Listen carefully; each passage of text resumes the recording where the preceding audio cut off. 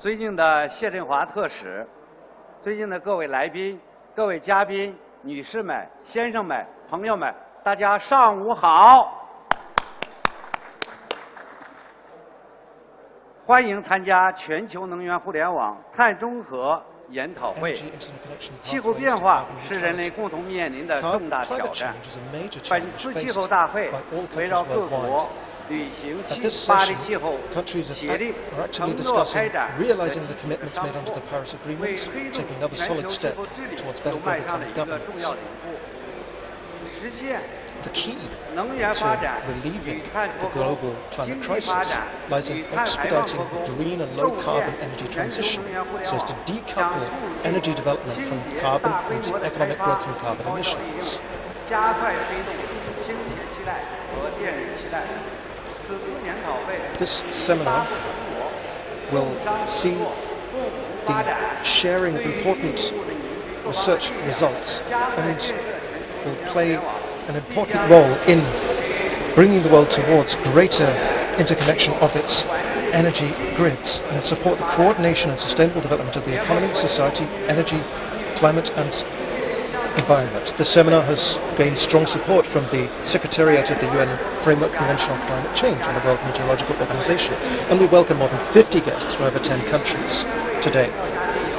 The main guests attending today's seminar are Mr. Junhua, China's Special Envoy for Climate Change, the United Nations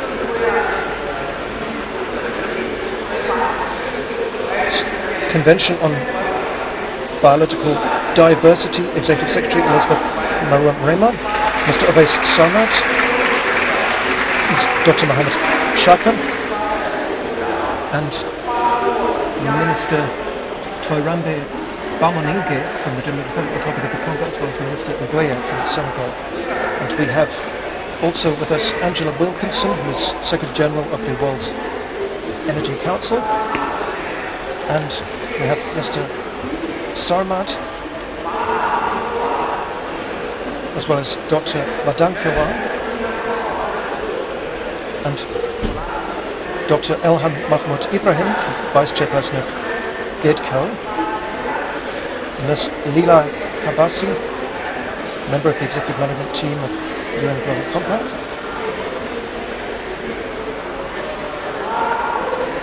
and Mr. Adawo, as well as Mr.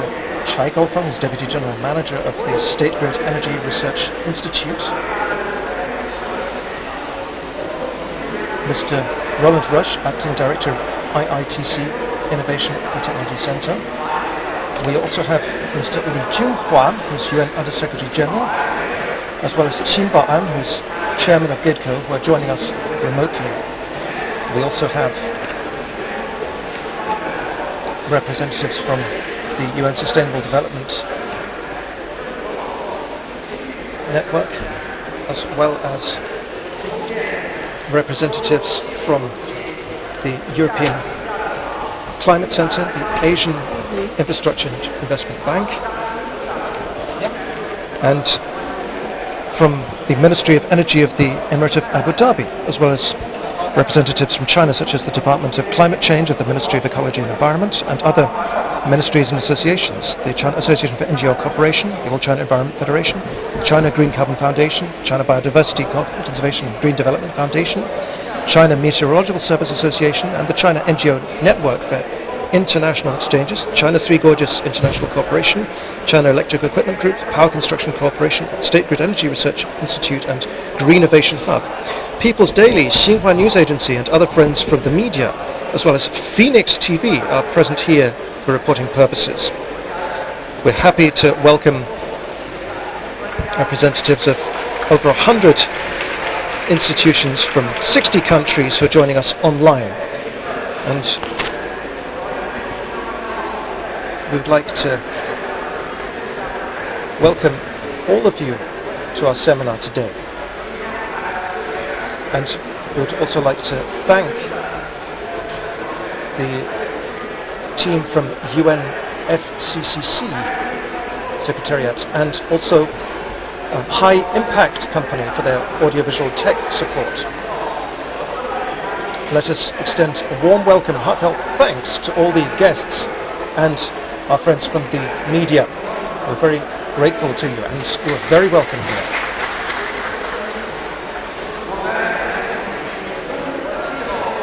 Now, I'd like to invite Mr. Li Junhua, who's Under Secretary General of the United Nations, to address us by video.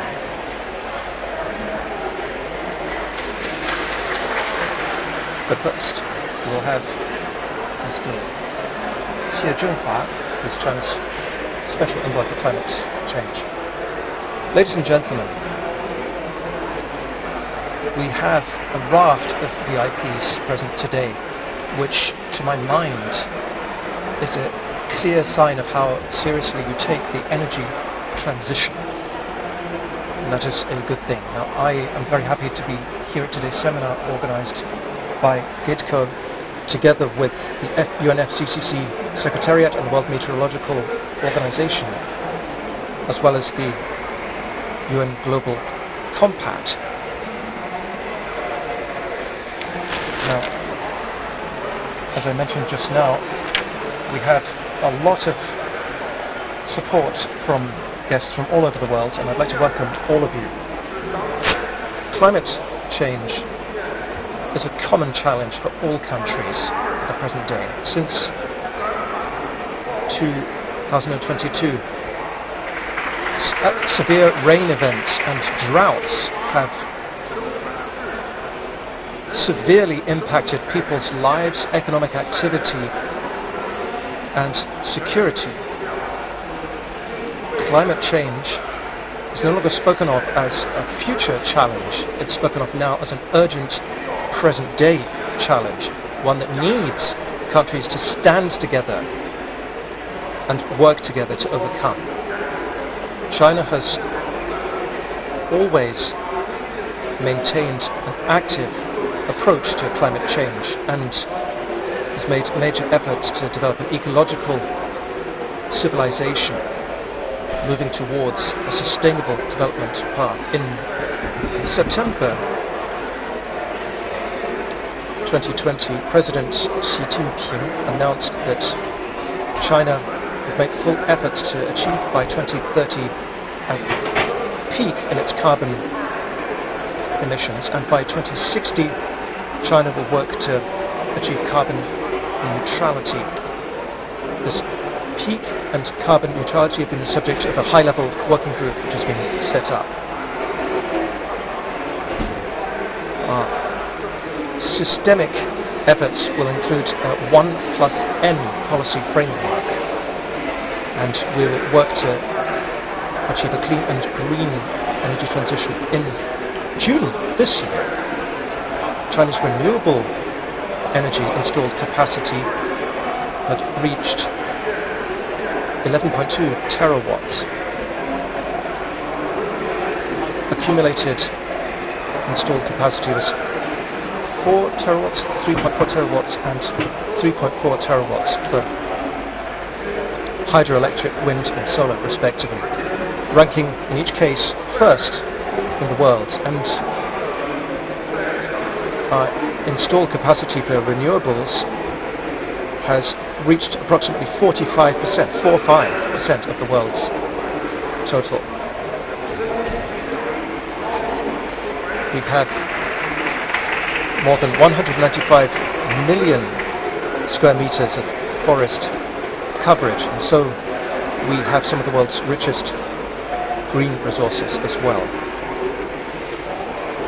Our total number of new energy vehicles on the road is greater than 10 million, more than half those in circulation worldwide, and our electric car industry is developing very fast. January to August this year, electric vehicle production in China reached 29 million units, so that's developing extremely fast. And this tells us that China has embarked on an appropriate green, low-carbon, sustainable development path. We have already made major achievements which are a contribution to the world's struggle against climate change. Distinguished guests, ladies and gentlemen, friends, In 2021, world fossil fuel usage reached 82% of total energy produced. The International Energy Agency, in a report this year, compares this year to last year. It says there's only been a very small increase in carbon emissions. And let us use renewables to replace the incremental part of world energy usage. If we are to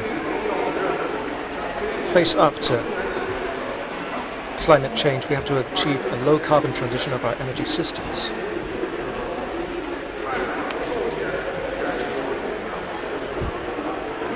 As President Xi Jinping has pointed out, we will move towards a greener and cleaner means of satisfying our own energy needs, embarking on a new development path and proactively responding to the call made by the international community.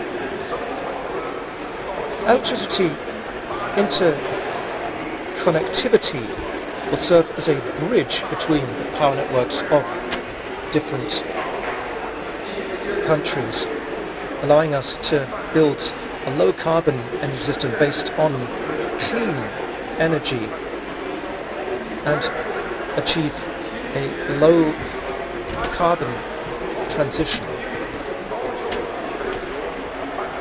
one that allows us to achieve carbon neutrality in an economically efficient manner, while at the same time maintaining energy security.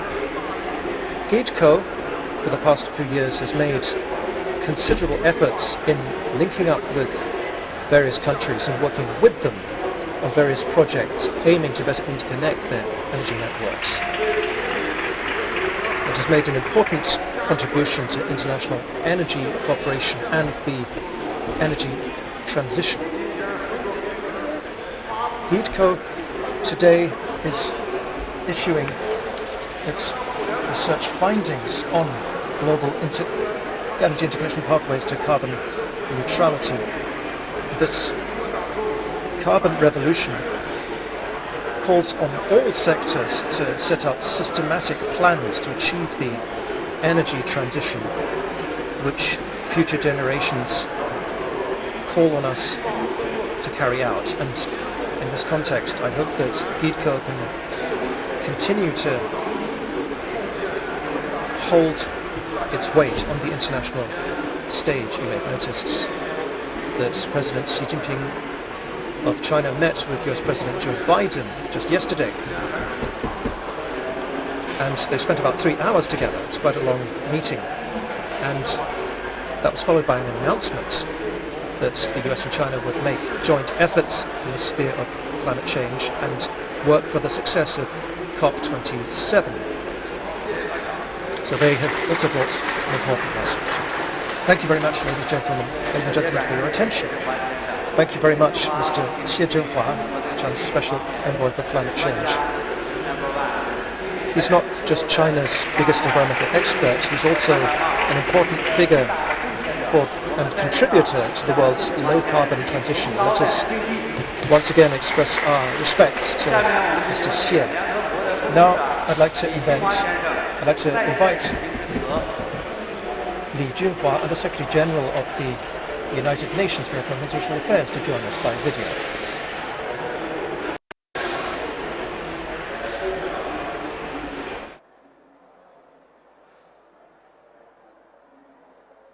Way to carbon neutrality. Thank you to GEIDCO for convening this important event.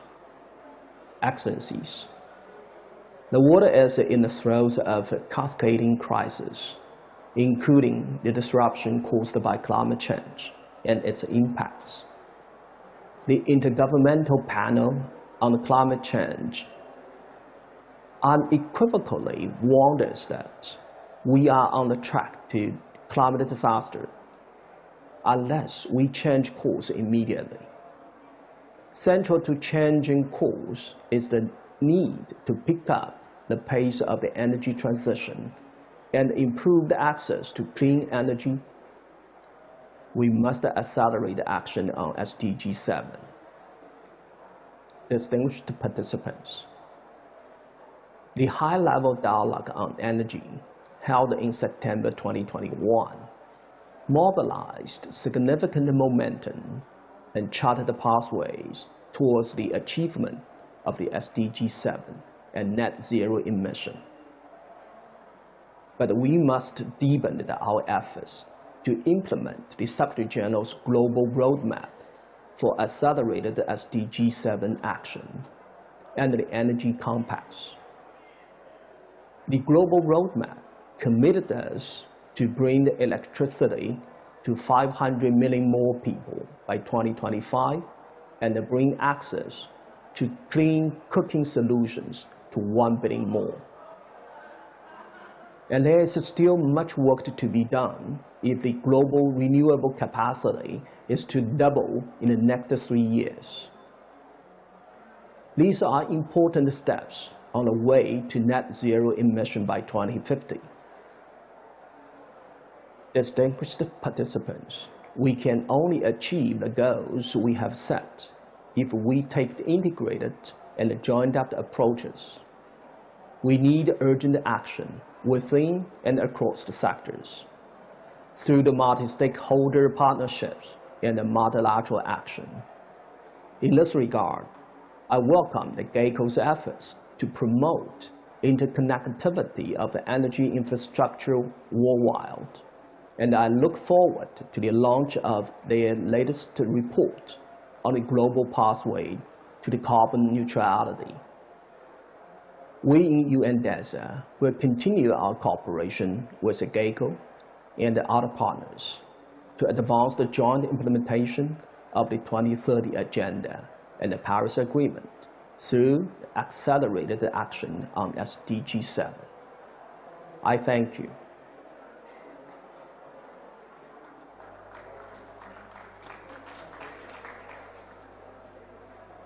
Thank you, 吕金华副秘书长。下面有请埃及电力间接会委员会主席穆萨先生致辞，有请。Let's welcome Mr. Mohamed Musa Omran, CEO of Egyptian Electricity Utility and Consumer Protection Regulatory Agency. Mr. Omran. Bismillah ar-Rahman ar-Rahim. First of all, ladies and gentlemen, first of all, I would like to convey the greeting and best wishes from Egypt and special wishes from His Excellency Dr. Mohamed al-Markabi, Minister of Electricity and Renewable Energy in Egypt, and from Land of Peace, Sharm el-Sheikh. I would like also to express my gratitude to Global Energy Interconnection Development and Cooperation Organization, GEIDCO, for inviting me to participate in this important event. As you all aware, the world is witnessing many initiatives and cooperation on different levels over all the globe to promote renewable energy and bring the world together to compete climate change. The initiatives aims to support sustainability and energy security. We have to concentrate on priority action for the energy sectors.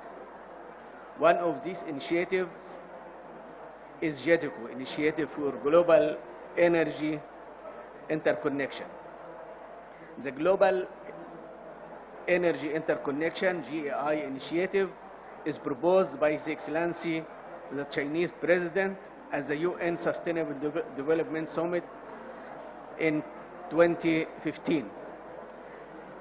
And this seminar on global energy interconnection pathway to carbon neutrality provides an important platform for all parties to exchange views, share experiences, and carry out in-depth discussion on climate issues.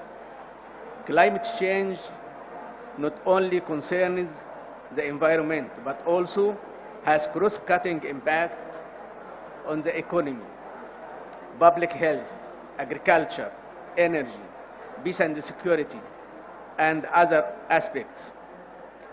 The world is experiencing unprecedented scale of extreme weather events such as heat waves, floods, severe droughts, and epidemics, threatening the very survival and development of humanity. As our climate pledge face unprecedented challenges and pressure, the international communities should unite and take immediate actions to jointly promote low carbon development and achieve the goal of the Paris Agreement. This required stepped up efforts towards energy transformation underpinned by accelerating shift to renewable energy and the adoption of a more clean electricity-centered consumption pattern. The global transformation is more than a simple transformation of the energy sector. It is a multi-dimensional transformation which encompasses social economics, technologies, form of finance, policies, and regulation. Such transformation requires dedicated efforts within each country from around the globe. In this regard, Egypt is rich in renewable energy resources, especially wind and solar energy. Now the share of renewable energy capacity has reached about 20% of the maximum peak demand. In addition, an integrated sustainable energy strategy for year 2035 was approved, in which the share of renewable energy in the total energy mix in Egypt will reach 42% by 2035. Egypt plays a vital role in all regional electrical interconnection projects, acting as an important enabler for power grid interconnection and energy security. Envisioned to be an energy hub linking Africa, Europe, and West Asia, Egypt will take the lead in delivering on climate actions and set an example for enhanced energy connectivity. The government of Egypt attaches great importance to global energy interconnection, and in this context, an MOU was signed with Global Energy Interconnection Development and Cooperation Organization, GEIDCO, based on concrete exchange and cooperation in recent years to jointly conduct researches, planning, and strategy regarding energy transition, clean development, and climate change, with an aim to further boost the scale of renewable energy deployment in Egypt and promote its cross-border power interconnection with neighboring countries. As the host country of COP27, Egypt is looking forward to strengthening cooperation with all sides to jointly tackle climate change and contribute to the sustainable development of humanity. Last but not least, I would like to wish fruitful outcome and great success for today's event. Let me conclude by saying the global electrical interconnection network on which the sun never sets. Thank you. 感谢穆萨先生。下面我们有请。Thank you, Mr. Musa Amran. Next, welcome Mr. Ovais of Sarmad, Deputy Executive Secretary of the United Nations Framework Convention on Climate Change. Good morning to all participants, excellencies, distinguished delegates, GEIDCO, Secretary General Wu Xuan and Deputy Secretary General Cheng, Zhiqiang, for inviting UNFCCC to this event. And I very much appreciate seeing the Climate Envoy of China with us and the Ministry of Energy of Egypt, who are the hosts of this COP. We are very grateful to you for hosting us. Very briefly, we are meeting at a very important moment in climate change, but in this COP we are at the midway point.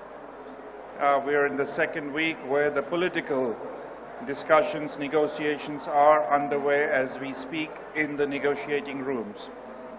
That is very important, that's very critical, but what is happening here is equally important, because this is where the action, the real solutions to climate change problems are being showcased.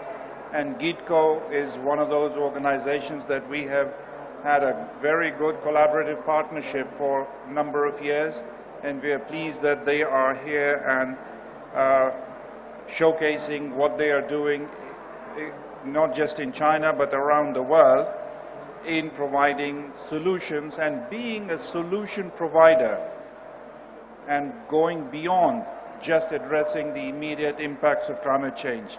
That's why I commend the work of GEIDCO and its partners to achieve the progress, and it's real progress. We must reach a state of radical collaboration and radical transformation, where public and private sector, leaders of both public and private sector, go beyond reducing their emissions to becoming solution providers. And I believe GEIDCO is one of those organizations who is doing that. GEIDCO's solution of two replacements, the clean replacement in energy production and electricity replacement in energy consumption, is one important and radical example of collaboration and innovation. This is very important, and I once again very much welcome all of your participation and such events, and thank the organization GEIDCO, the government of China, and all participants, and especially our host, Egyptian government, for hosting us and allowing this COP to take place in this beautiful city of Sharm el-Sheikh. Thank you very much. Thank you, Mr. Sarmad. Next, let's welcome Dr. Elena Manaenkova, Deputy Secretary General of the World Meteorological Organization. Good morning. I like how my family name sounds in Chinese very much. I'm Elena Manaenkova, Deputy Secretary General of WMO. It's my 16th COP, and WMO is becoming progressively involved almost in every sector which is present here and elsewhere, and WMO is not standing apart from the energy sector, though I should say that we are relatively new in this domain. But new doesn't mean not passionate, and it doesn't mean not interested.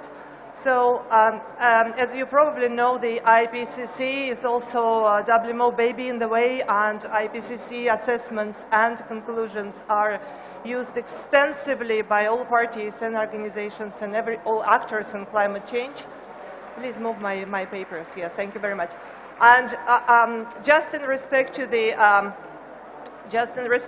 emissions, the very recent IPCC report confirmed once again, since we are really determined to try to stay within 1.5, and that was a very strong call of Secretary General and the UNFCCC, we still have a chance to do 1.5, but for that we need to urgently and deeply reduce emissions in all sectors. So the plan remains 45% by 2030 and zero net by 2050. And there are options which suggest that it is possible. So now we are in energy talk this morning with you, and we know that energy generates 2/3 of emissions of our portfolio. So is there anything we need to think of or help as WMO? So of course, because WMO is responsible for weather, climate and water services, we looked very closely how they are affecting the energy production, energy infrastructure, energy generation, energy availability. And this impact is huge. It's real huge. So energy depends on wind speed, energy depends on the solar radiation, and energy hugely depend on water. Water is needed to produce hydrogen. Water is needed to grow plants for biofuel. Water is needed for hydropower, that's obvious, but also for nuclear power. So it's everywhere, and the decline of water resources also shows that we are at risk. Over and above that, the extreme events and natural hazards sometimes destroy infrastructure completely. So is it the reason to be desperate? No, it's not. This is reason to think, not about the past only, but about the future. So we cannot offer immediate future scenarios for each and every energy system now, but we will be working hard to make it happen, because this infrastructure needs to be resilient. So, and 80% of infrastructure depends on water, like I said. So, having said that, thank you very much, I see. WMO issued its first report on climate services for energy sector.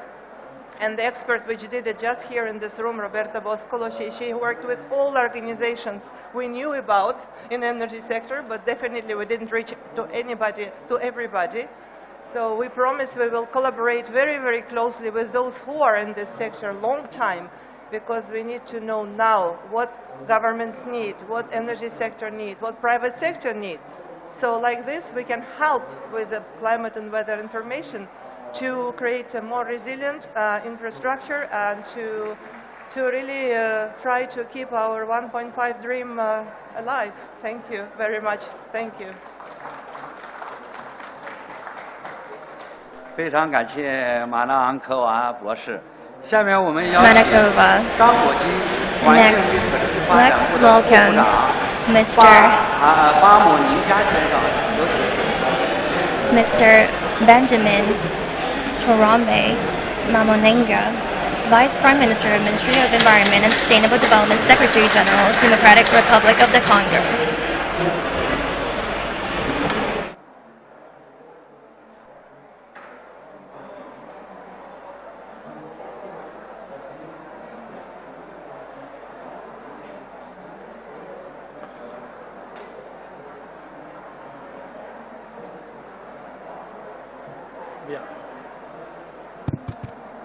Bien, merci beaucoup. Et bon, je m'excuse d'abord pour parler en français et que je pense qu'il y a quelqu'un qui va traduire en anglais et en chinois. Distingués invités, mesdames et messieurs, bonjour à tout le monde. C'est avec plaisir et honneur que je participe aujourd'hui au séminaire organisé par l'Organisation de la coopération et développement sur l'interconnexion énergétique mondiale et énergétique mondiale. Cette réunion revêt une grande importance pour réunir les forces de tous les pays afin de construire l'interconnexion énergétique mondiale et de promouvoir un développement vert, pacifique et prospère. Tout d'abord, au nom du ministère de l'Environnement et du Développement durable de la République démocratique du Congo, je tiens à vous adresser mes chaleureuses félicitations pour la tenue de cette conférence. Depuis le XXIe siècle, le monde est confronté à une série de défis sérieux, tels que la pénurie de ressources, la pollution de l'environnement, le développement déséquilibré entre les États et en particulier le changement climatique, qui est une question particulièrement urgente et demande des solutions aussi urgentes. Ces dernières années, les émissions mondiales de gaz à effet de serre ont continué à abattre de nouveaux records et les catastrophes climatiques extrêmes ont été fréquentes. Ils ont causé d'énormes pertes pour les populations d'Afrique et du monde entier et ils ont gravement entravé le développement humain durable. La construction de l'interconnexion énergétique de l'Afrique fournit un programme systématique pour promouvoir le développement de l'énergie verte et l'intercommunication en Afrique. Il favorisera vigoureusement le développement de l'énergie hydraulique, solaire et éolienne en Afrique et facilitera la construction des infrastructures énergétiques et fournira une grande valeur pour promouvoir le développement économique, social, énergétique et environnemental en Afrique et dans le monde. Cette connexion a une influence importante dans les domaines mondiaux de l'énergie et a performé de nombreuses communications approfondies avec le gouvernement de la RDC pour les recherches, le projet, etc. Face à l'avenir, nous travaillerons ensemble avec cette connexion pour établir activement une plateforme de coopération ouverte et partagée, accélérée, et enfin accélérer le développement de l'énergie propre et l'interconnexion énergétique en République démocratique du Congo et aux pays africains tout entiers, afin d'unir nos efforts au développement durable en Afrique et créer un avenir meilleur pour l'Afrique et pour le monde. Parce qu'aujourd'hui, notre élite est que nous puissions avoir un environnement sain et avoir une capacité de réduire nos émissions de gaz à effet de serre et ensuite avoir un développement qui va bénéficier pour toutes nos populations. J'ai dit et je vous remercie.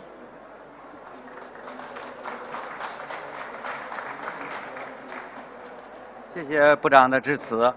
我们下边有请全球能源互联网发展合作组织主席辛保安视频致辞。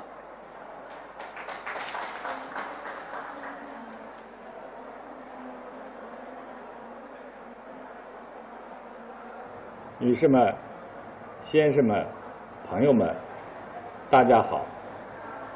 2015年9月，中国国家主席习近平在联合国发展峰会提出全球能源互联网重大倡议。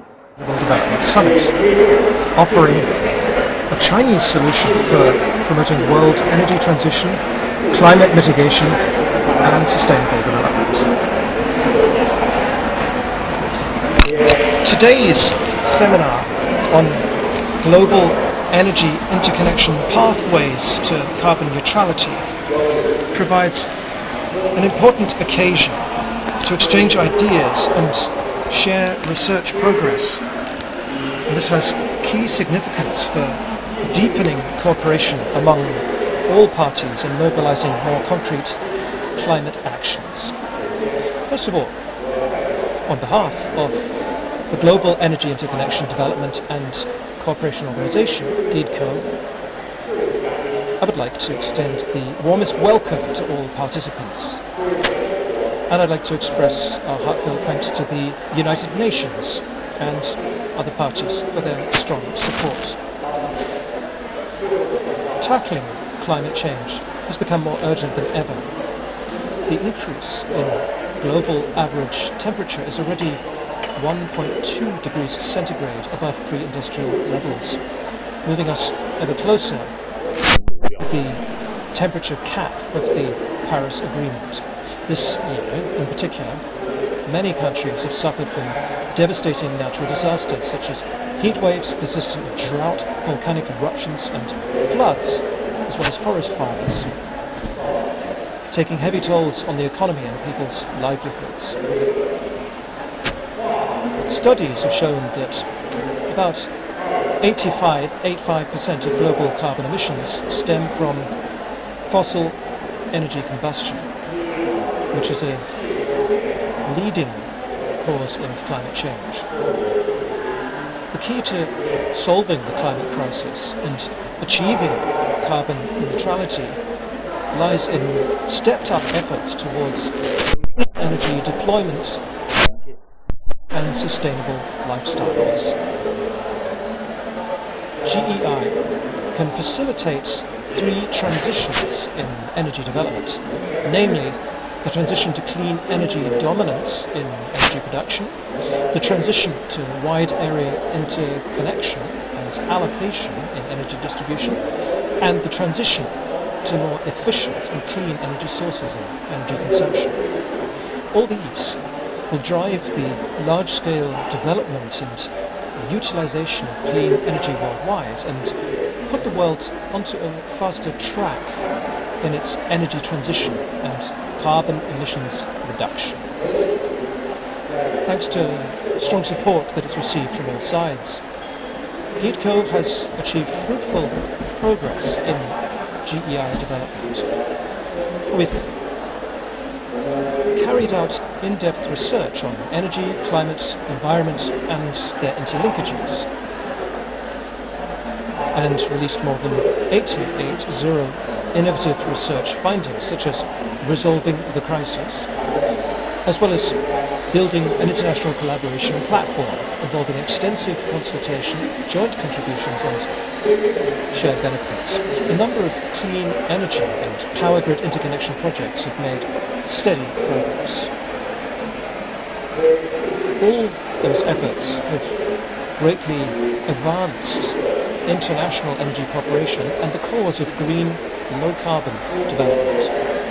The State Grid Corporation of China, SGCC, is the initiator of GEIDCO. In recent years, SGCC has spared no effort in advancing energy interconnection and built a world-leading power grid network with the highest voltage level, strongest energy allocation capabilities, and largest renewables integration in the world. The installed capacity of grid-integrated renewables is now at 580 gigawatts. Altogether, 30 UHV ultra-high voltage transmission lines have been constructed. In 2021 alone, SGCC's network has transmitted 525 terawatt-hours of clean electricity, which amounts to a reduction of 440 million tons of CO2 emissions, which has given a strong push to China's energy transition and carbon mitigation efforts. Ladies and gentlemen, realizing carbon neutrality is a complex, systematic undertaking. And this seminar, GEIDCO is about to release its research report named The Road to Global Carbon Neutrality, aiming to provide a feasible, pragmatic and systematic solution for countries around the world to collectively tackle climate change and accelerate carbon reduction.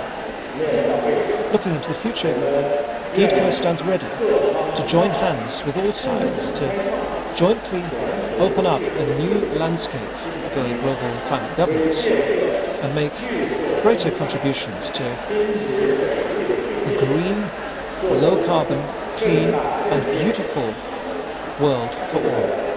Thank you very much for your attention.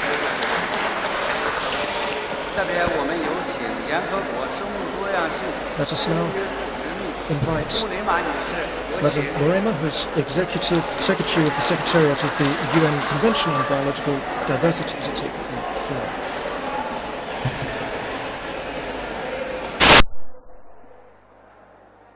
Excellencies, distinguished guests, friends, colleagues, good morning to you all. It is indeed my pleasure and privilege to attend and address today's seminar on global pathway carbon neutrality hosted by GEIDCO, Climate Change Convention Secretariat and World Meteorological Organization. Just as the United Nations Secretary General Antonio Guterres said, our planet is facing triple crises of climate disruption, biodiversity loss, and pollution. Energy production relies heavily on biodiversity and ecosystem services, and biodiversity loss poses a critical risk to the entire sector. Energy production and use are the highest contributors to global warming, accounting to roughly 2/3 of human-induced greenhouse gas emissions. Transitioning to a cleaner and more sustainable production patterns will be critical to the achievements of the global goals for biodiversity, the Paris Agreement, and the Sustainable Development Goals. We cannot afford to carry on doing the business as usual. Drastic changes are needed, and needed now. The journey to carbon neutrality can only be successful if biodiversity conservation and restoration is at the heart of the solution. With that said, I'm delighted to learn that GEIDCO's engagement on energy, climate, environment, and business issues. These efforts can contribute to the implementation of the Sustainable Development Goals under the 2030 Agenda for the Sustainable Development. I sincerely welcome the efforts made by GEIDCO to advance clean energy development and power grid interconnection, and to foster an international cooperation platform for joint discussions, co-development, and knowledge sharing. I do believe that research report to be launched today could facilitate the energy and power revolution, presenting guidelines of actions to address the underlying issues related to climate change and loss of biodiversity. The Secretariat of the United Nations Convention on Biological Diversity commends GEIDCO's work on this front and is looking forward to strengthen cooperation and jointly advancing our common agenda for a healthy and sustainable future. The second part of the Convention on Biological Diversity Conference of the Parties 15 will be taking place in Montreal from 7th to 19th December. I welcome you all to join us for this conference as we prepare to take further action for biodiversity and emerge with the post-2020 Global Biodiversity Framework, which will set us on a path of living in harmony with nature by 2050. Thank you very much. 非常感谢穆雷玛女士的精彩发言。女士们、朋友们，为加快全球能源互联网的建设，促进世界能源的转型，积极应对气候的变化。We're working actively in the energy sector. After our analysis, we focus on the pathway toward carbon neutrality. Now, I would like to welcome Mr. Xu Ming. Welcome, Mr. Xu Ming.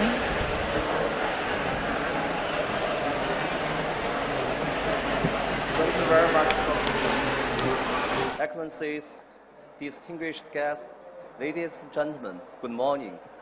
It's a great honor for me today to launch the executive research report, the GEI-based pathway to the global carbon neutrality from Global Energy Interconnection, Development and Cooperation Organization, GEIDCO.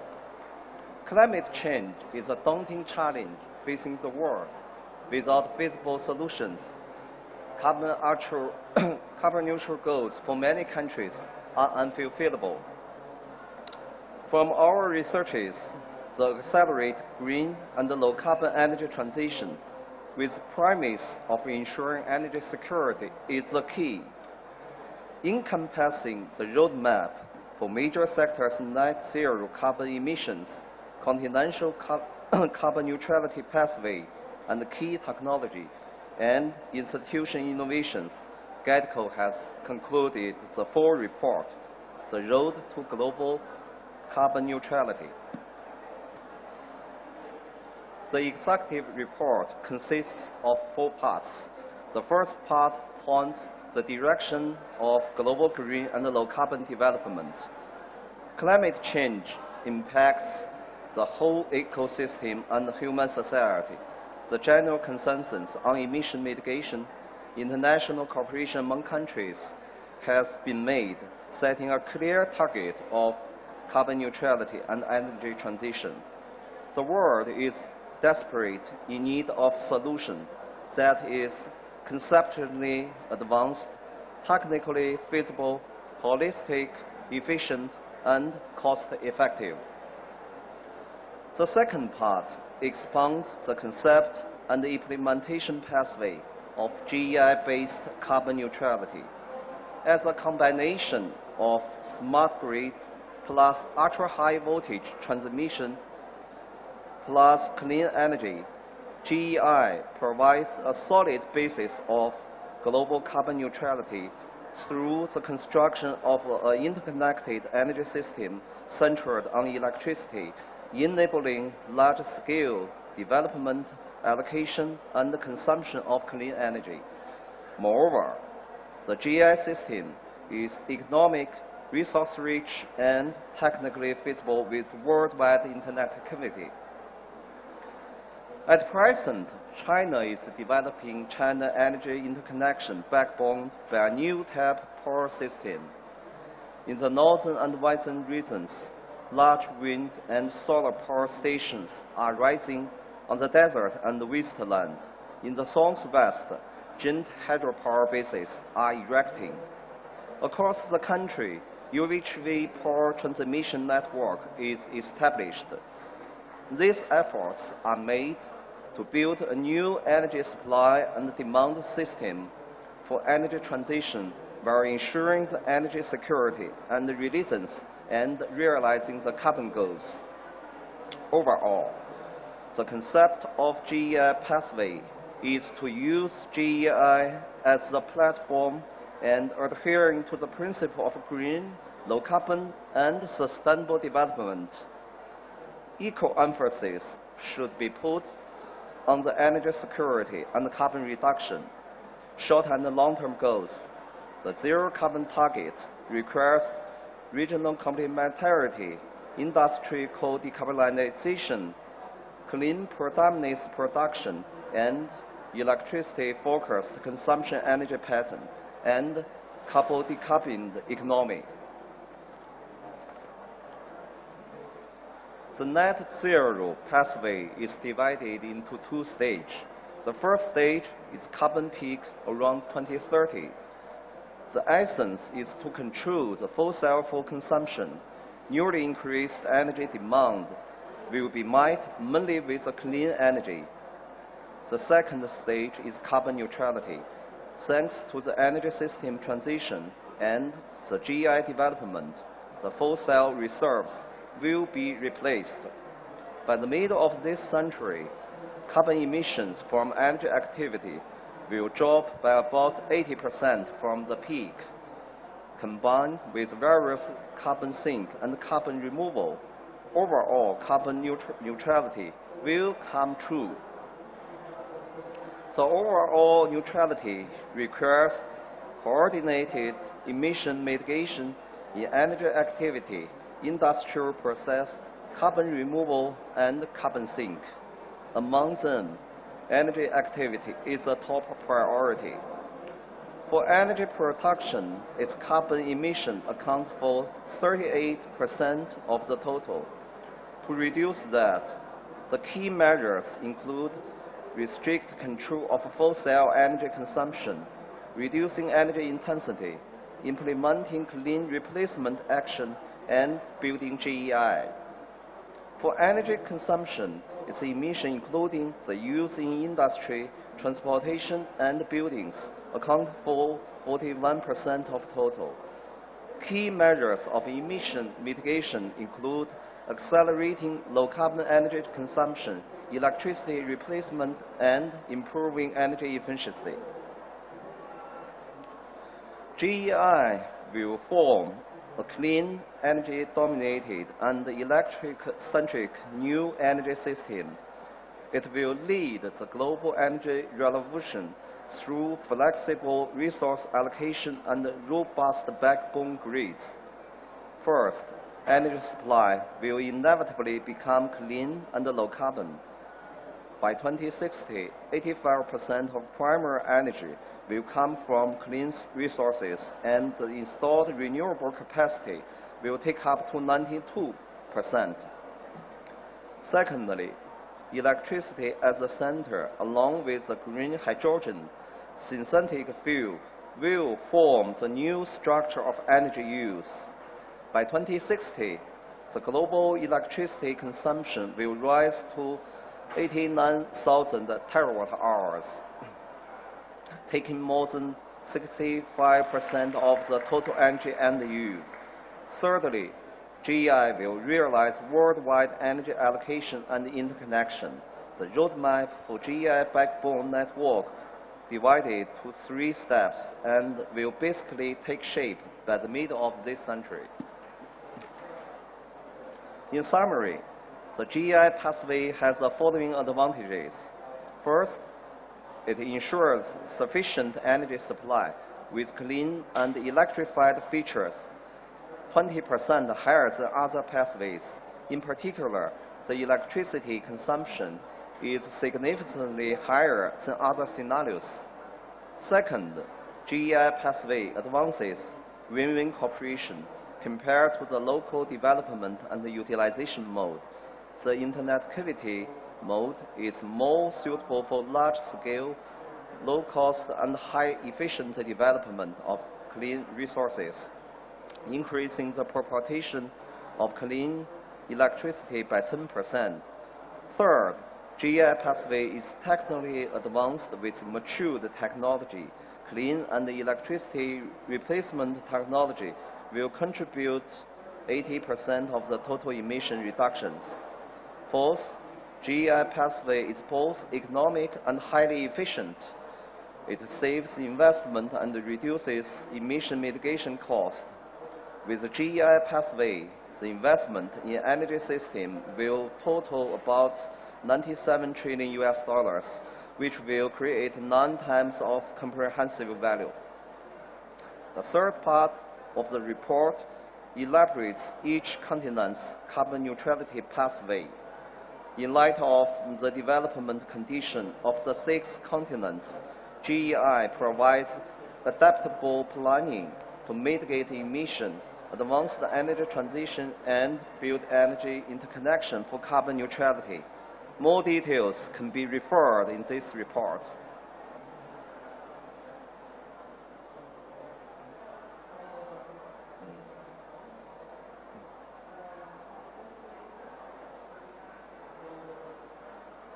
The fourth part introduces key technology and institutional innovations. It is crucial to point out that the carbon technology, such as the zero and negative carbon technology, is the key.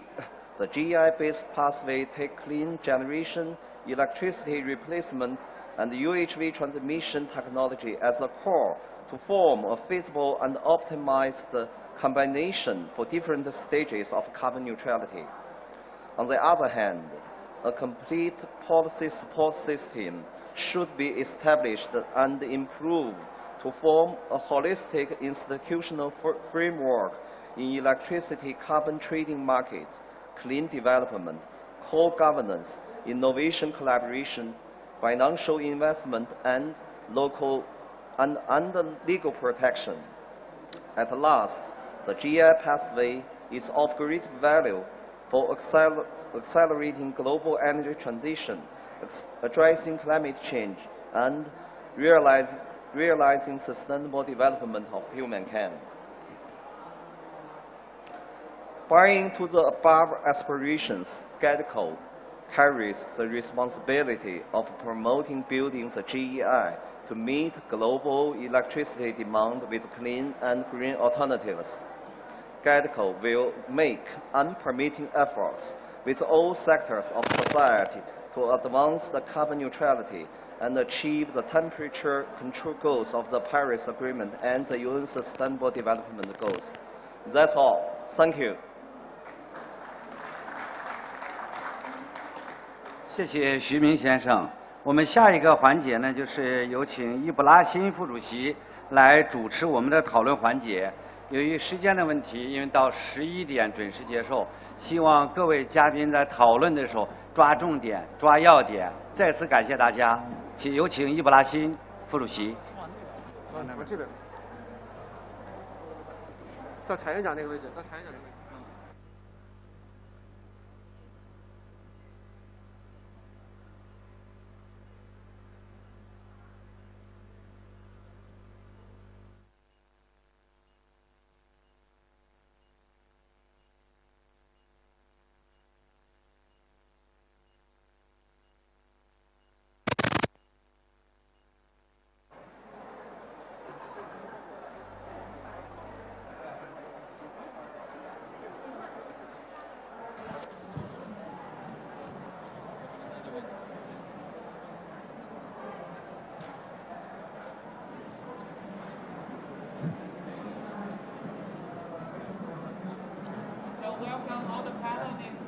有请 panel 的嘉宾上前台来就座。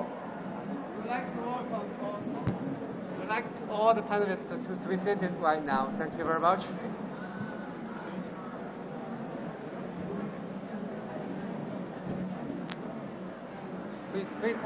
Please have seats, panelists.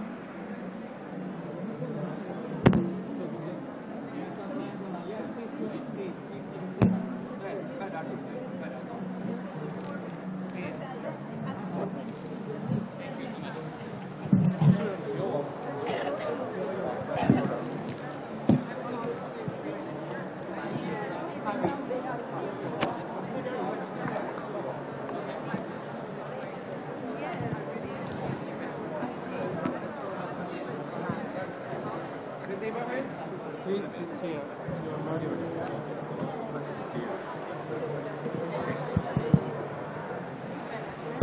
Yeah, please start now. Thank you.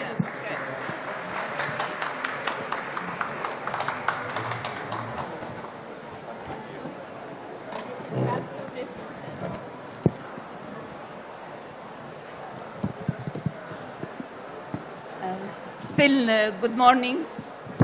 Let me welcome everybody and thank you for attending our event today. We have a distinguished panelists here and we are really eager to listen from them to share with us their expertise and their point of views, their insights about our event today. We have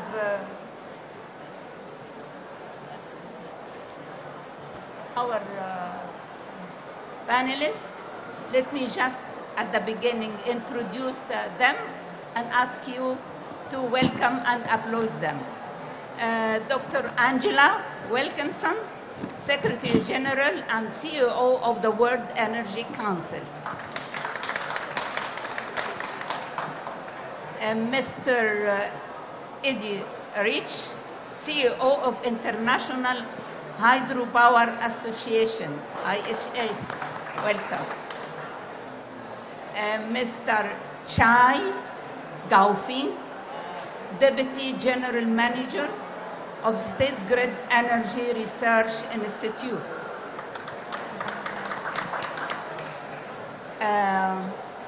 Mr. Liu Zhu, Vice President of China Electric Power Equipment.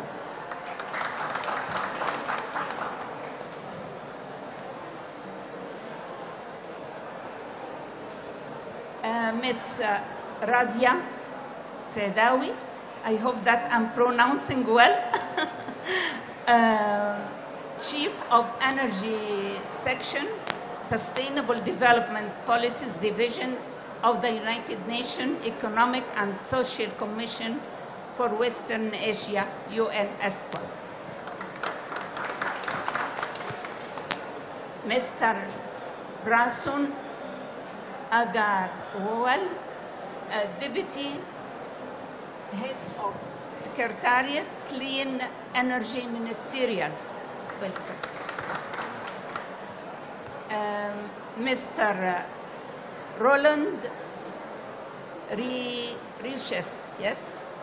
Yeah. Acting Director of IRENA Innovation and Technology Center. And last but not least, on the video, we will have the message from Ms. Leila Karbasi, the Chief of Program at the UN Global Compact. So without losing any time, let me ask our distinguished speakers to give us or share with us their points of view or their insights about the global interconnection. I think let's start with Dr. Angela. I think with this tools and work done at the World Energy Council, including Trilema and the energy personalization, or how we can see our global energy interconnection can assist or lead this World Energy Council objectives. Please. Thank you, Dr. Ibrahim. I'd like to thank Mr. Xi and Dr. Cheng for the honour of joining this event today as Secretary General of the World Energy Council, and a warm hello to everybody online who's joining Energy Day at COP27. This must be the inclusive implementation COP. The world is facing multiple crises, including the world's first demand-driven energy shock. And the World Energy Council was formed in the early 1920s to rebuild energy systems at a time of crisis. And we now operate across over 100 countries. And like GEIDCO, our mission is really to achieve better energy for everyone, everywhere. Crises call for new forms of collaboration and strengthened communities. So what can we do? Transitions, plural, and additions, plural, are essential if we're to accelerate net zero and achieve the Sustainable Development Goals. The world needs more energy for sustainable development, and we can and must accelerate decarbonisation without destabilisation of societies. Humanising energy is the best way to enable diverse and connected societies to thrive and flourish together. We can and must involve more people in moving faster, fairly, and further forward together. And energy cannot be reduced to a single metric. If we don't all manage energy security and affordability and sustainability, societies will keep swinging from one crisis to the next. The World Energy Council doesn't just talk about the energy trilemma, we invented the concept. And we've been using the World Energy Trilemma framework to measure energy policy performance in clean and just energy transitions in 120 countries for over a decade. We all know there's no one-size-fits-all solution, and we know we have a role to help diverse regions and communities to lead with and learn from each other. We also expect the future of energy will be more demanding, and less wasteful energy services are always customer-centric. Billions of people in diverse communities need to understand their role and choices about energy. That's why the World Energy Council is committed to progressing a global step change in energy literacy by 2030. Our Humanising Energy for Breakthrough Impact agenda focuses on transparent, transformational, and trustworthy transitions and additions. Transparency is now a given. We're enhancing the World Energy Trilemma by including new action metrics on resilience, productive energy access, and justice, and extending its use to regions, cities, and communities. We all know throwing big money and technology at any problem doesn't work. We're developing leading practices for the hundreds and thousands of smaller steps needed for place-based clean and just energy transitions. These are key to transformational energy policy and market design. Trustworthy transitions involve women, workers, young professionals, and future energy leaders, and diverse indigenous and vulnerable communities in the change process itself. Let me add a couple of points around the future of the grid. Proactive and integrated infrastructure planning and investment remain big challenges. Enhancing the resilience of grids to multiple risks and shocks will require more flexible storage solutions and attention to global supply chain risks. COVID-19 extended resilience to people and communities. Let's not forget that lesson. And the shape of the future will be more electrified, digitalized, decentralized and demand-driven. Even so, we can't expect everything to be electrified by 2050. Next year is an important year for the World Energy Council. Yes. We'll be celebrating 100 years, and convene 7,000 existing and future energy leaders at the 26th World Energy Congress in Amsterdam under Redesigning Energy for People and Planet. So let me conclude with an invitation to all of you, not just to have the energy conversation at COP, but to bring the COP conversation to the world of energy. Thank you. Thank you, Dr. Angela. Thank you very much. And really, I'm sorry to limit the time for each speaker, but what we can do. Sorry for that. Now, Mr. Eddie Rich of International Hydropower Association. As we all know, we can say that hydropower is the father and mother of renewables. I don't know if you agree with me or not, but how you can see global energy interconnection and hydropower can work together and can offer something to the energy society. Well, thank you very much. First of all, yes, indeed, we're the father and the mother, but we're still growing and we're still learning and getting more modern. Look, I want to really congratulate GEIDCO on this report today. I took two really important lessons from the presentation earlier. First of all, did you see that it effectively says we have to treble 3 times today's electricity to meet net zero, the 2050 target. We've got to build it 3 times over. Right? So that's a lot more wind, a lot more solar, and actually a doubling of hydropower to back it up.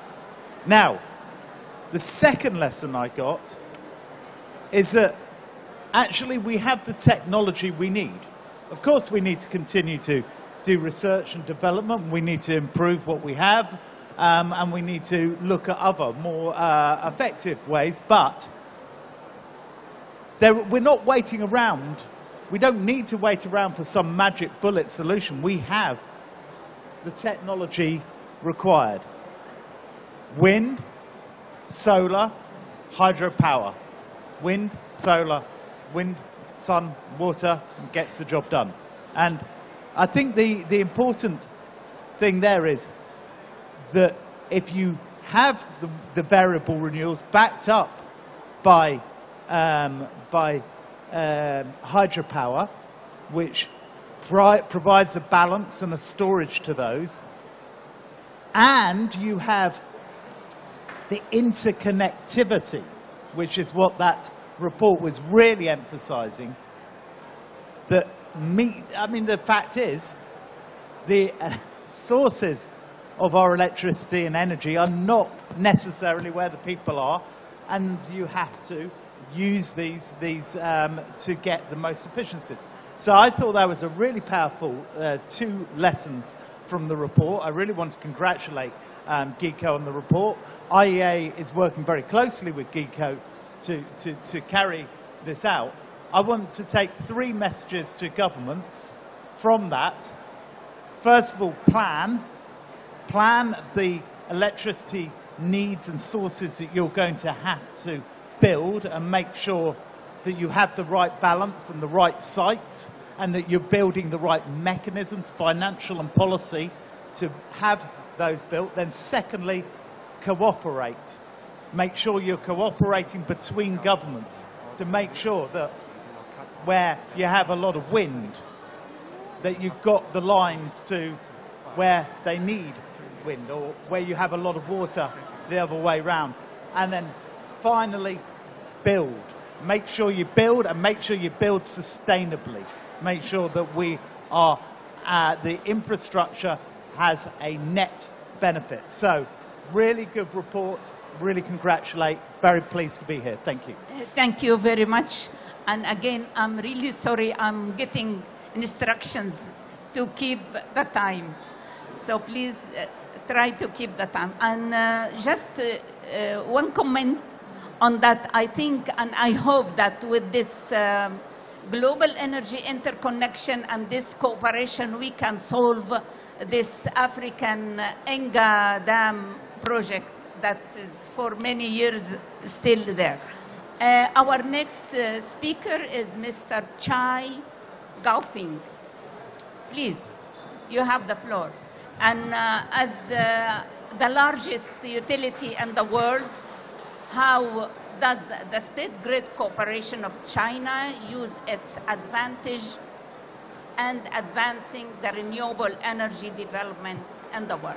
Please. And please keep the time, please. 谢谢。我就国家电网公司服务于新能源建设。Thank you very much. I'd just like to talk about 4 elements in terms of what State Grid does for new energies. You will be aware that the geographical distribution of renewables is quite spread out, and so, as Mr. Ming has mentioned, we need to achieve a geographical balance. Now, secondly, we also need to improve our distribution and allocation capacities. You know that there's no light at night, sometimes it doesn't rain, and sometimes the wind doesn't blow.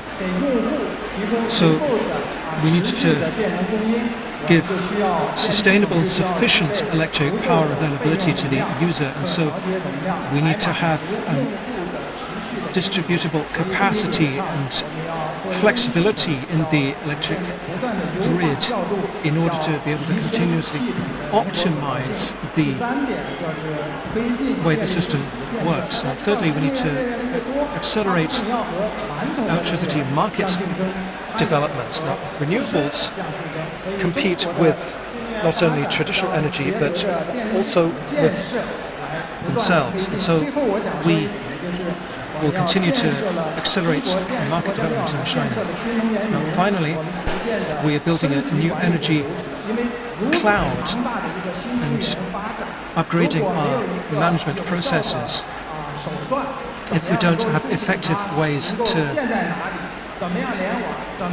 keep a real-time view of where the renewable energy is available, we cannot use it fully. And so at the Shanghai Import Fair, we were ranked #1 in the China Top 10 Innovation Awards that were awarded at that event.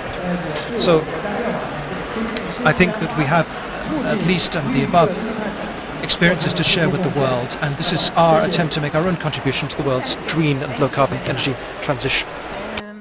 Mr. Liu Ju, can you please give us or share with us your views? Okay, thank you very much. I'm from State Grid Corporation in China, and my company is focusing on EPC project construction around the world. Thank you very much. 今天呢，非常高兴呢，我想下面呢，我用中文介绍一下国家电网公司在工程建设方面的业绩和实力。我们在全球呢实施了大量的很多国家的人民，也给当地带来了福祉。那么大家知道，我们国家电网公司在电网的规划、设计。 has a lot of projects in terms of planning, a lot of construction of UHC projects. So we have obvious advantages. We're the biggest power grid company. For the last 30 years, there's no major accidents under our operations. So we also have a lot of collaborations with local power grid companies. We talk about how to make power grids more reliable, how to make it more accessible to people around the world. Under this big context of energy transition, I believe we have to talk about how to exploit, how to optimize our power grids in order to make our power grids more reliable, make it more economically more competitive. I see that in urban areas, power grids are getting older, and in the countryside, a lot of people still have no access to energy. The pricing of energy, there's still room of improvement. So in the above three areas, we can work together. SGCC can contribute, can share with everyone our experience, can share with everyone our Chinese experience. Yeah. Confusion. Ms. Radia, as working and responsible for an important region that is recognized with very high resources of energy, can you please share with us some of the initiatives or projects in the renewable energy or interconnection area in your region, of course? Thank you very much. I would like first to thank GEIDCO for inviting the Regional Commission of Western Asia to take part in this discussion, and congratulate them as well for this excellent report. We had a moment of understanding and collaboration continuously with GEIDCO since already 2018 and continue this collaboration. I think if I may just to reflect first on the outcome of this report, that once again reflect that we would not be on track to achieve SDG 7 by 2030 globally, but also regionally in my region, and the horizon will be duplicated at least by 2060, provided that we optimize all the resources, but more importantly that we unlock investment for that, and a realistic scenario that shows that the phase-out of coal by 2060, hopefully, but at the same time that there is no issue in terms of looking how much, I would say, technologies are mature, but who would invest in making them commercial, specifically on carbon management technologies. This is, I think, as a main takeaway of this report that I congratulate UNFCCC, but also GEIDCO on its outcome.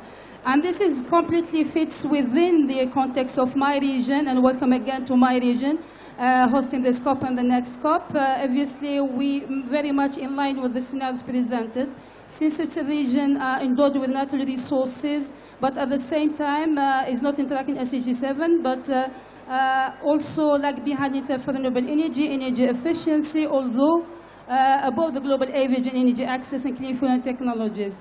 However, what we see from the region, we really have a great potential in leading the net zero emissions. I believe some of you may have attended the Saudi Middle East Green Initiative, Saudi Green Initiative. Angela also had a very active intervention there, where we see that the Kingdom of Saudi Arabia, but also all the countries in the region, like also Egypt, are leading in the renewable energy sector. The lowest cost globally is in the Kingdom of Saudi Arabia, but also the huge capacity investment over the horizon until 2050 will come from the region. And we've seen already the project in the pipeline. Number two, it's not just about renewable energy. You have the potential, since the session is about electrification. The huge potential that will come with the renewable energy is electricity potential. We've been working under the umbrella of the League of Arab States to look at how to enhance the collaboration and the interconnection investment that are already undergoing under the leadership also of Egypt, that hosts already the pilot project for the grid interconnection regionally, and hopefully over the coming, at least we made the 2030, but I think it should be before, where we'll see the flow beyond just the 5 or 6% that we have currently. This is number one, and electrification with renewable energy will be the major, I would say, enabler to achieve SDG 7. More importantly, I would say that hydrogen also is a potential. It's not just talk, it's already project in the pipelines. Whether in Egypt or certain countries in the GCC, I don't want to miss any. But I want just to say that, just to reflect on what was said, that it's a question of optimization of what we have. This is our business model. But importantly, that we will lead the net zero, and already 5 countries committed to the net zero by at least 2050 or 2060. Thank you, Ms. Radia. Thank you. Now, Mr. Brasson, can you please share with us your views on what is happening here? Thank you. Thank you, Madam Chair. So coming after a number of good speakers, the advantage I have is I can be fast if I just underline their messages. Now, I think first of all, thanks a lot to GEIDCO for inviting the Clean Energy Ministerial to this event, especially to Deputy Secretary General Dr. Cheng. I think GEIDCO is a close partner for us, so we are very happy to be here. And quite quickly about the Clean Energy Ministerial itself. So we are a coalition of 29 forward-leaning governments across the world who are really leading the clean energy transition, working closely with partners, private sector, and a number of other stakeholders, including GEIDCO.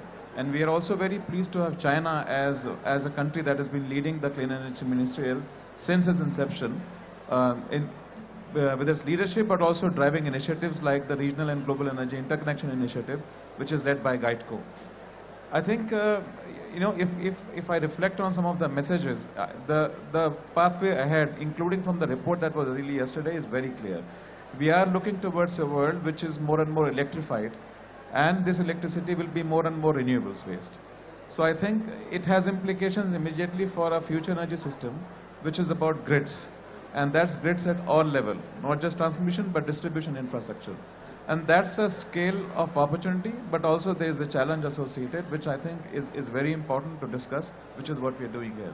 And quite frankly, technology is not an issue. I mean, I don't think technology is an issue. It's about deploying technology at scale. It's about looking ahead, planning ahead, because there is a lead time to building this infrastructure, and we can't be waiting for the renewables to be deployed, then think about this grid planning. So I think it has to be really an advanced conversation, and which is where the role of GEIDCO is very important.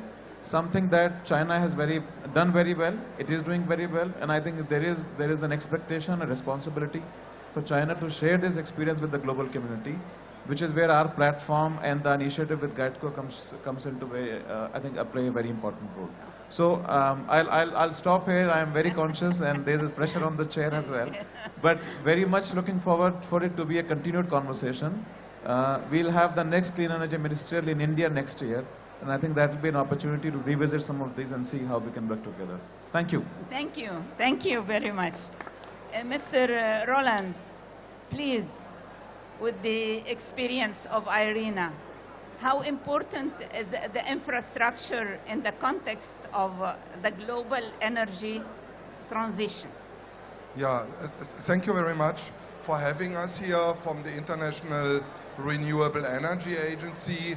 We are a governmental organization with 166 member countries, and we do our own analytical work.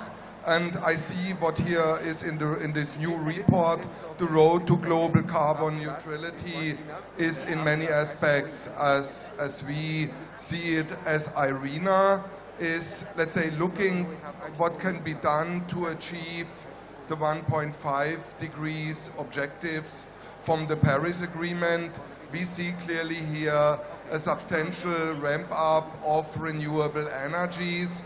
So there is a huge increase in the fourfold growth of renewable energies needed for all renewable energies, mainly offshore wind, hydropower. We have heard from Eddie already, a doubling is needed, but also substantial growth in offshore wind. We see a potential here of 2,000 gigawatt till 2050. But also onshore wind, 6,000 gigawatt, and also substantial more growth on onshore wind. The other thing is, in IRENA, we see also, similar to the report here from GEIDCO, a substantial growth in electrification. From current 22% of the energy supply is based on electricity. We see in IRENA this will be over 50% by 2050.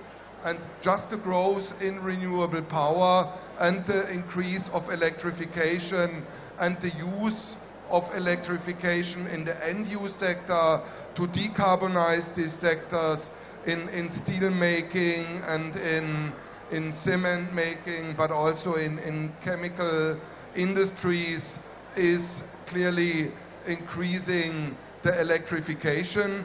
This requires in a substantial way the building up of infrastructure. We will need more transmission lines.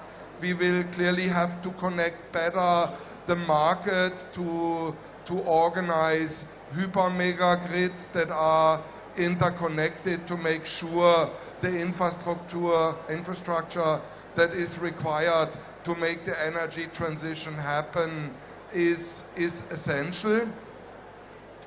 I also would like to make the point that to operate electrolyzers, we will clearly, let's say, have difficulties to integrate those electrolyzers for the hydrogen production into the kind of integrated grid. We may have been a one-to-one direct connection of electrolyzers. Electrolyzers are important because it is not possible to do the energy transition to 1.5 degrees alone by electricity.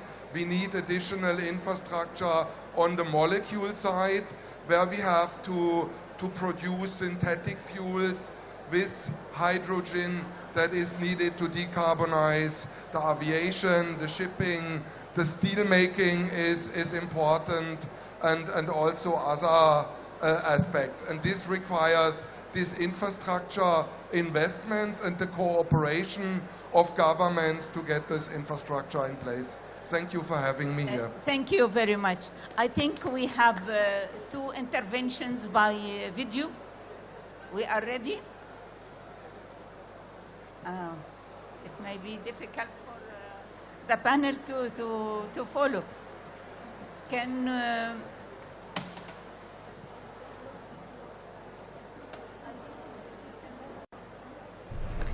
Excellencies, distinguished guests, on behalf of the United Nations Global Compact and the Science-Based Targets Initiative, I am pleased to be with you today for the seminar on global energy interconnection pathway to carbon neutrality.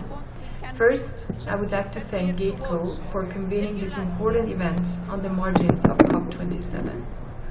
The Sustainable Development Goals and the Paris Agreement are in trouble, as we have fallen short of many indicators. The UNEP's emissions gap report makes it clear we're headed for economy destroying global heating. To close the emissions gap, we must step up climate action on all fronts. An urgent and collective course of action is much needed to put the world back on track, and private sector engagement has never been more relevant. The UN Global Compact is the world's largest corporate sustainability initiative. Globally, we have been deploying a strategy to accelerate and scale up the collective impact of business by upholding the 10 principles and working with accountable companies. The window for action is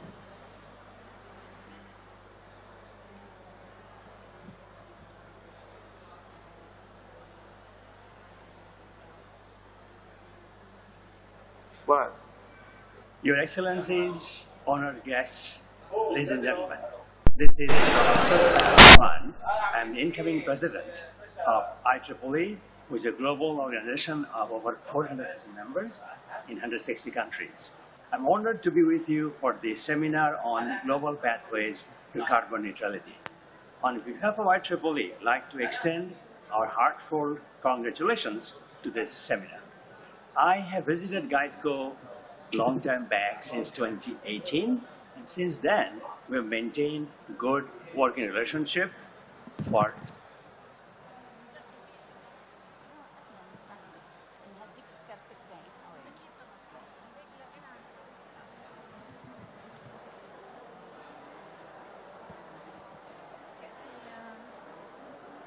You finished? Finish. 最近的各位朋友们、女士们、先生们，非常高兴今天上午和大家进行了。I'm very happy to have had such a fruitful morning of discussions with everyone on the subjects of the energy transition and climate change and energy interconnection. We've had a series of very passionate and engaged discussions today. And I'd like to thank you for sharing your wisdom and insights with us today. Now that brings to a close the formal part of today's session, but I would love it if you were to join us for a photo at the end. Thank you very much for your participation. But I have to thank my panelists that we enjoyed. Yes. Please.